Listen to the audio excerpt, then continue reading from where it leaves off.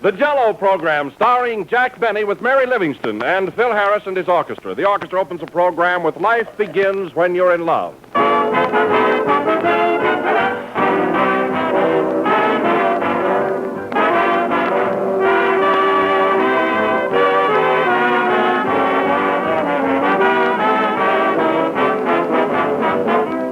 Here's a letter from Alberta, Canada, written by a young wife who asks me not to mention her name, but who gives me full permission to read you this experience of hers.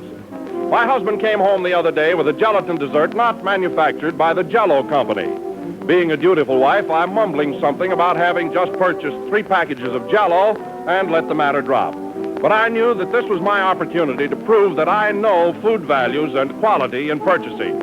So I made the gelatin dessert my husband had brought home, and I also made Jello.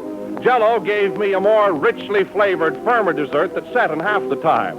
And now friend husband is thoroughly convinced that I know my business. Well, we're grateful to you, young lady, for sending us that letter. It bears out what I've so often said, that Jello's fine, fresh fruit flavor is tops in taste. No other gelatin dessert can equal the famous extra-rich fruit flavor of genuine Jello. But remember, there is only one Jello, so always be sure to ask for it by name. Look for the big red letters on the box. They spell Jello.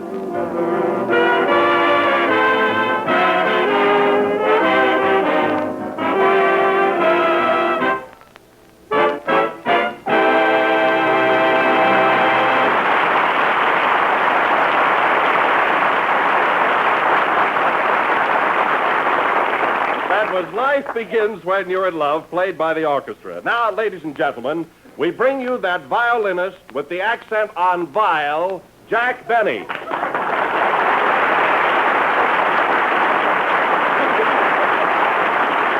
you. That was very funny, Don. Very humorous. Evidently, you've been listening to Fred Allen again. Oh, yes, I have, Jack. Did you hear him last Wednesday? Yes, Don, but only with my ears. My heart wasn't in it. Any man that can stand before a microphone and say that I can't play a violin just isn't normal. That's all. But, Jack, he didn't say that you couldn't play the violin. No? All he said was you shouldn't play it. Oh, I see. Say, Jack. Yes, Mary? All I heard him say was you couldn't play the violin at the age of 10. I'm glad you brought that up, Mary, because I've got a photograph of myself right here, taken when I was 10 years old, playing the B on my violin. A very difficult number. Here, Mary, look. Yeah, what do you think of that? I'm glad it's not a sound picture. They didn't have them in those days. But, Jack, now how can we tell what number you're playing? Well, if you were a musician, you'd know. Say, who are you working for anyway, Fred Allen or me? Jello. Oh. Well, let me tell you something. I played violin in concert halls long before I knew anything about strawberry, cherry, orange, lemon, and lime. You left out raspberry. Yeah. I'll bet the audience didn't. That's right. Give Allen more ammunition to work with. Let's see that picture a minute, will you, Mary? Yeah, look at it, Phil. You're a musician. That proves conclusively that I'm an artist. Well, Jack, anybody can have a picture taken with a violin. Yes, Phil, but look, can't you tell from the way I'm holding it that I can play? You're holding it upside down. Well, it's much harder that way.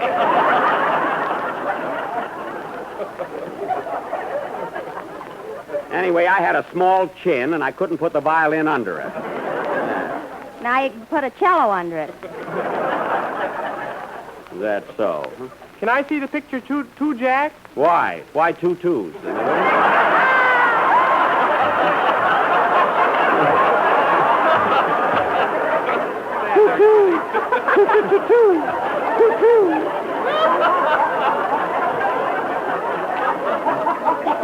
Why do you want to see the picture, Teddy? Well, everybody else is getting laughs out of it. Yeah, you don't need it.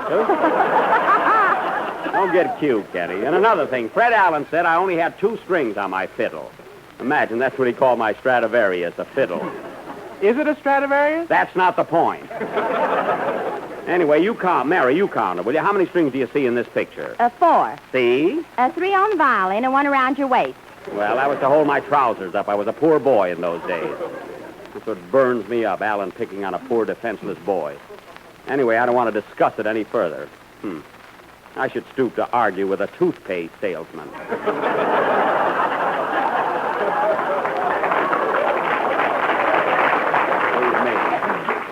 Well, you could use one. I said toothpaste, not toupee. Now, let's forget it. Say, Kenny, I want you to sing your song earlier tonight. It's very important. Okay, Jack. Come in. Mr. Benny, Yes? I want to take this opportunity of wishing you and your company a very, very happy New Year. Say, what is it? How long are you going to keep coming here? Until I get paid. Goodbye. Gee, is he going to stick around all year? It looks like it. Sing, Kenny.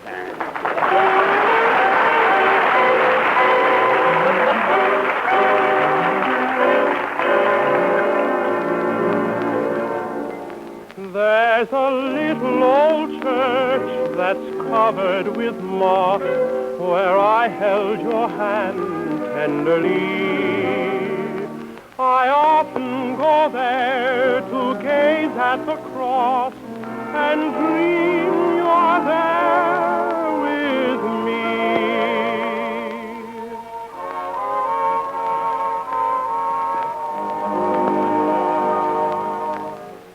I'd love to hear the organ in the chapel in the moonlight while we're strolling down the aisle with your hand in mine. How I'd love to hear you whisper that you love me tenderly, and the love light in your eyes forever would shine till the roses turn to ashes, till the organ turns to rust. If you never come, I'll still be there till the moonlight turns to dust. How I'd love to hear the choir in the chapel in the moonlight as they sing, "Oh, promise me forever be mine." How I'd love to hear the choir in the chapel in the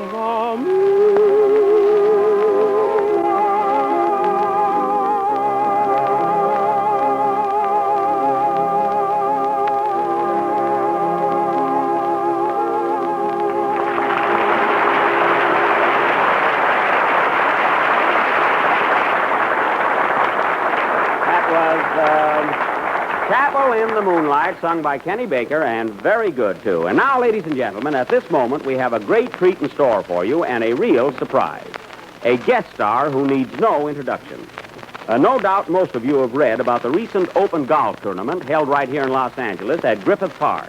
This tournament was won by Mr. Harry Cooper, whose sensational last-minute spurt will go down in golf history. His playing throughout the entire match was nothing short of phenomenal. And yet, Mr. Cooper remains the same modest, unassuming fellow he has always been. And so now, ladies and gentlemen, without further ado, it is my pleasure to present to you the man who was hit in the face with a divot, dug up by the club, held in the hands of Harry Cooper. None other than Mr. Oscar T. Fortu.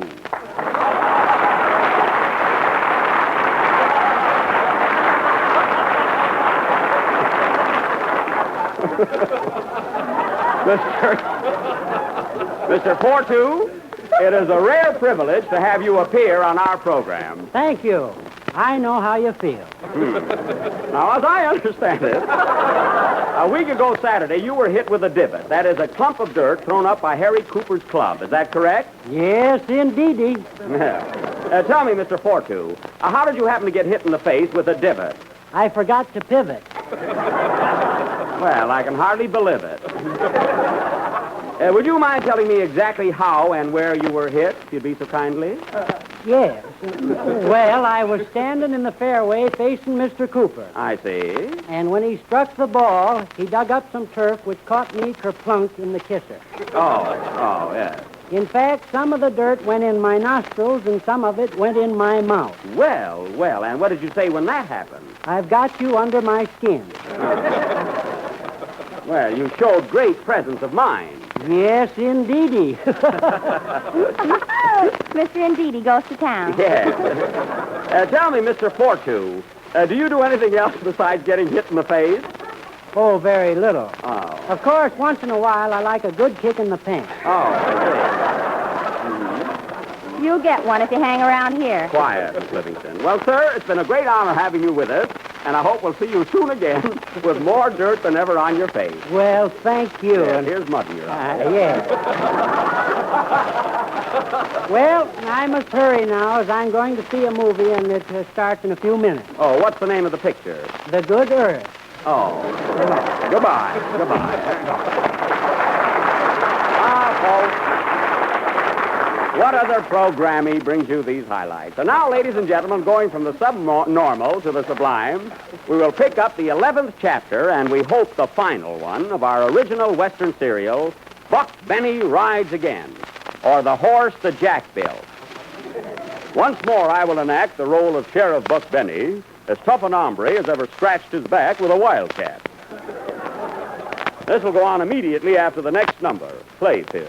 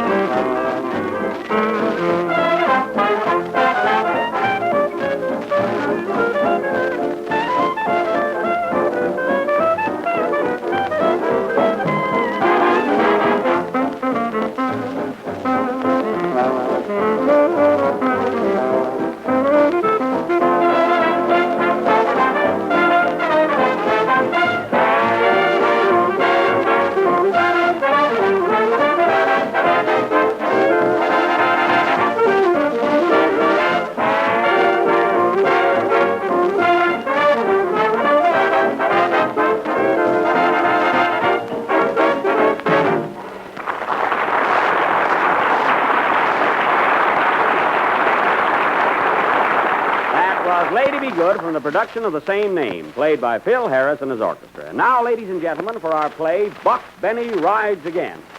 In the opening scene, we find Buck on horseback approaching the home of Daisy Carson, his sweetheart. Curtain. Music.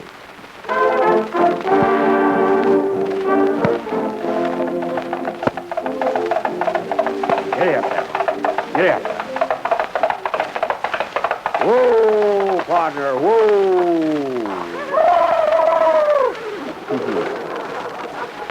A good horse, even if he is bald-headed. Hey, Buck! Buck! We thought we'd find you here, Sheriff. Hello, deputies. What's wrong? Two of our guests broke out of jail. They did? Who were they? Fat-Faced Morrow and Slim Beloin. Fat-Face and Slimmy. You better get after them. I'm on the trail of Fatty now. Where are you going, Baker? After the Thin Man. Well, go ahead, boys. Glad you're leaving with a laugh. Come in. Well, hello, Daisy. Hello, tall, dark, and big ears. Well, gal, you can't exactly head into the wind yourself.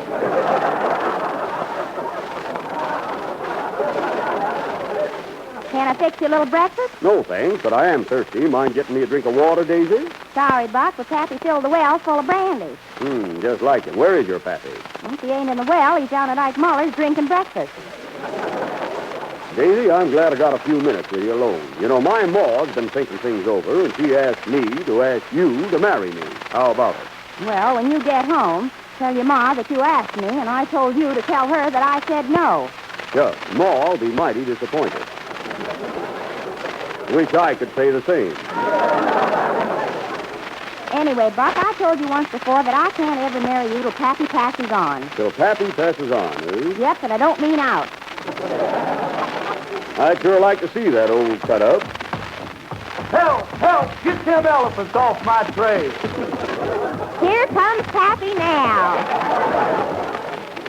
Hello, Buck. Hiya, Frank. What you got in that bottle? Well, I stopped in at the drugstore and got myself some peroxide. Peroxide? Don't tell me you're going to drink that. Nope, just thought I'd bleach my nose. Good idea, Frank. You've been stopping traffic on Main Street long enough. Did you have your breakfast yet, Pappy? No, I ain't, Daisy. You got any eggs in the house? Sorry, but we're all out of them. Shucks, and I had my heart set on a gin omelet. That's too bad, huh? So long, Buck. Where you going, Pappy? If you want me, I'll be in the well. Good old Pappy. There he goes.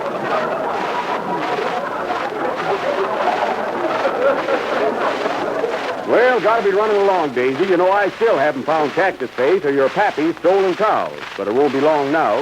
By the time you find our cows, they'll be giving gray milk. Don't worry, gal. You going to reconsider my ma's offer? No, Buck. Anyway, you got a rival now. I'm kind of stuck on somebody else. Oh, yeah? Well, I ain't jealous, gal. But if anybody steps in between you and me, well... Well, what? Just well, that's all. Just plain well. Are you calling me? No, Pappy, jump back in. Better be careful in that well, Frank. Don't worry, Buck. He swims like a fish, too. Well, that comes in handy. Come in. Hello, Daisy. Hello, chubby puss. Here, Daisy, I brought you a box of chocolates. Thanks. That's the guy, yeah? Why, Annie, these pieces are all melded together. Well, make believe it's a chocolate bar and shut up. Gee, you're cute. I'd never get away with that. Say, Daisy, my ma asked me to ask you to marry me. What do you say? Wait a minute, Andy. My ma asked me to ask Daisy first. Well, my ma likes Daisy better than your ma does. Oh, yeah? Yeah, and your ma better be careful because my ma packs a wicked right. Well, my ma don't chop wood for nothing. Mind if I have a piece of candy? Help yourself, Buck. Fine. Hey, that's my candy. You keep out of there. Now, let me tell you something, Andy. I'll answer that phone, Daisy. I'm expecting an important call. Hello? Yes? Who? Why, hello, Buck. It's Buck Jones.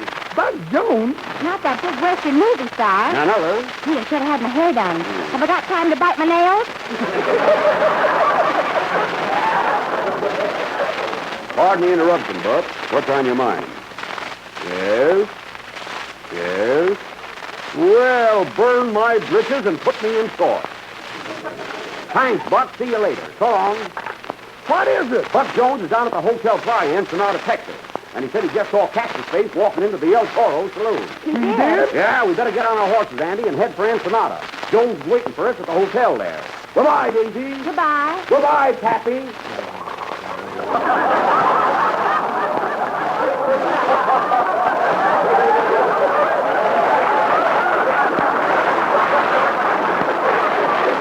I sure will. Well, we're on our way to Mexico, and this time we're going to bring back Cactus Face. Yeah! Buck Benny rides again. Oh, does Andy Devine?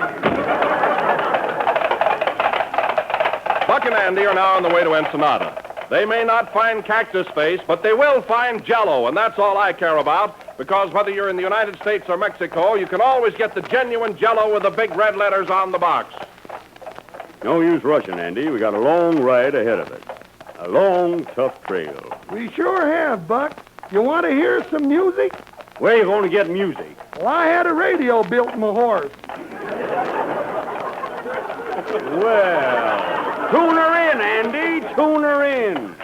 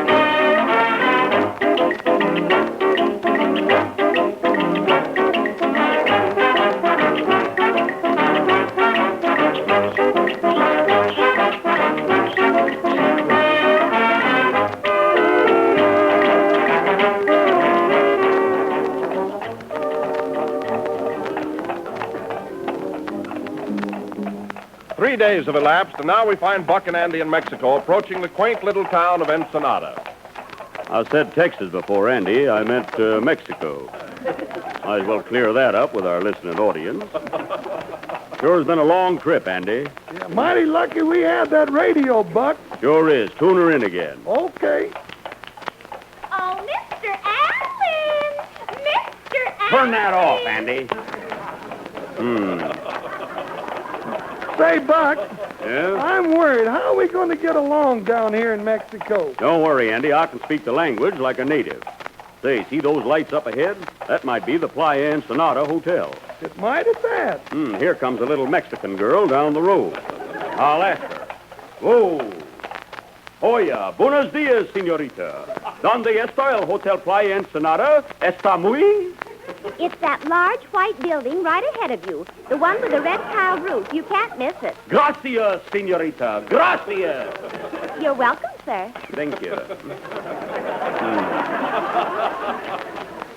See, Andy, lucky I'm here with you. You sure understood her, Buck. Well, let's get going. We don't want to keep Buck Jones away. Okay, giddy up. Come on, partner.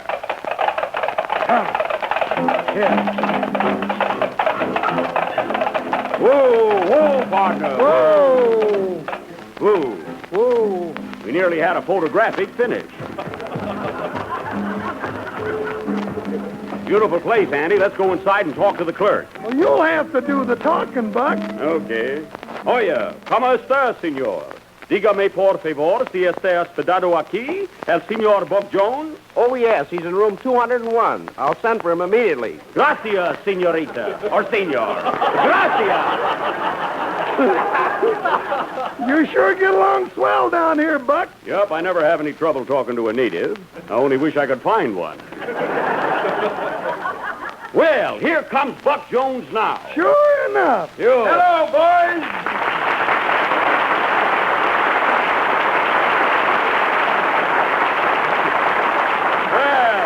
Hello, Buck. Glad to see you. Sure glad to see you, too, Buck. You know Sheriff Andy Devine. Why, sure. We made a picture together quite a while ago. Remember that, Andy? Yep, and we had a lot of fun making it, didn't we? You know, Buck, I made a couple of pictures myself lately for Paramount. The big broadcast and college holiday. Did you see them? I don't know. Were they Western?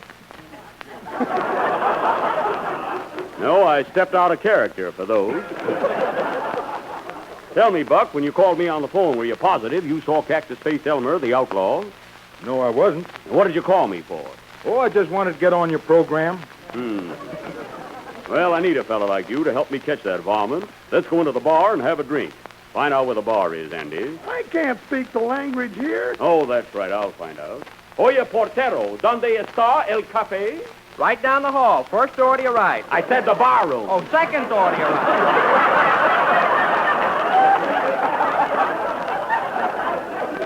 Come on, boys. Let's go in. Well, you having a good time down here in Ensenada, Buck? Sure am, Buck. How about you? Well, I had a rough trip, Buck. Oh, buck up, Buck. No, Buck. My name is Andy. See if you can squeeze that in. Well, here we are, fellas. Have a drink on me. Well, boys, what'll it be? I'll have a gin Buck. What'll you have, Buck? I'll have a Buck Carty. How about you, Sheriff? I'll have a Tom and Andy. That's Tom and Jerry. Well, let Jerry look out for himself. Say, fellas, come here a minute. That bartender looks kind of familiar to me. He does? Might be disguised. Wait a minute, I've got a hunch. Andy, you keep him covered while I talk to him. Okay, Sheriff. And Jones, you circle around the other side and keep him covered from there. Don't tell me what to do. I'm a real cowboy. Oh, well, come on and play. I got a sneaking idea that it's Cactus Face, the fellow who stole Carson's cows. Hey, bartender, Yes, gentlemen. what did you do before you tended bars? I was in the milk business. In the milk business, eh? Yes, sir. From cows to cocktails. Now listen, fellas. If this guy can't speak Spanish, we got our man. Hey, bartender, ¿qué conoce usted de este lugar del país? Yo solo soy wissen sensores. Ajá, ¿cuánto tiempo tiene trabajando aquí? Is that so? A schwarz years old year, chap. I'm afraid we're on the wrong trail, boys. I'll try it once more. ¿Está segura que me dice la verdad de usted? 3 minutes, King Cup, and verga harget. Poopsie. Whoopsie! It's Cactus Face! Grab him, boys! The lights are out. Watch that door. I got him, fellas. I got him. Wait a minute. Who's stepping on my hand? Get off of me, Sheriff. You're on my back. Can't help it, Andy. Buck Jones is on mine. Then who's on me? William F. Hart. This floor show will not be continued next Sunday night. Will Buck get off Buck? Will Andy get off the floor? Will our sponsor tell us where to get off? Tune in next Sunday night and find out. Play, boys.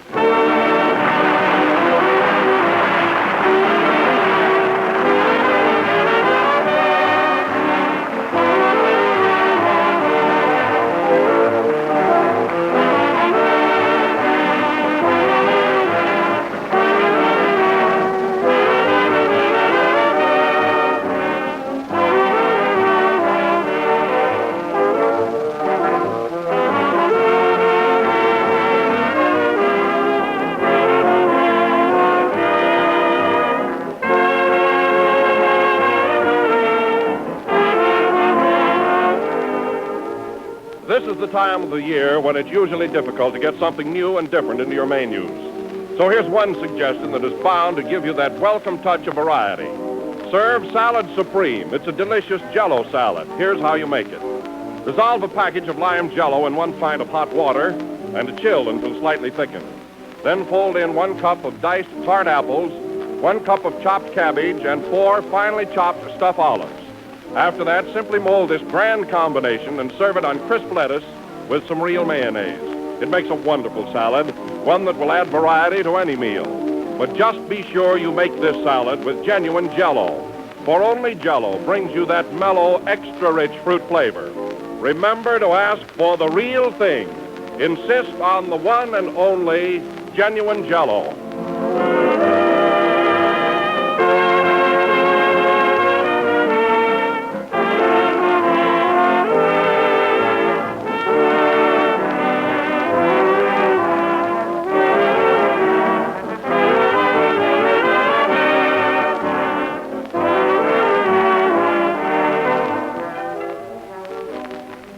The last number of the 16th program of the new Jello series, and we'll be with you again next Sunday night. Meanwhile, I want to thank all of our guests this evening. Hope we had as many listeners. Buck Jones of Universal, Andy Devine of Likewise, Patsy Flick of Warner Brothers, and Jack Benny of Waukegan. Buenas noches, folks.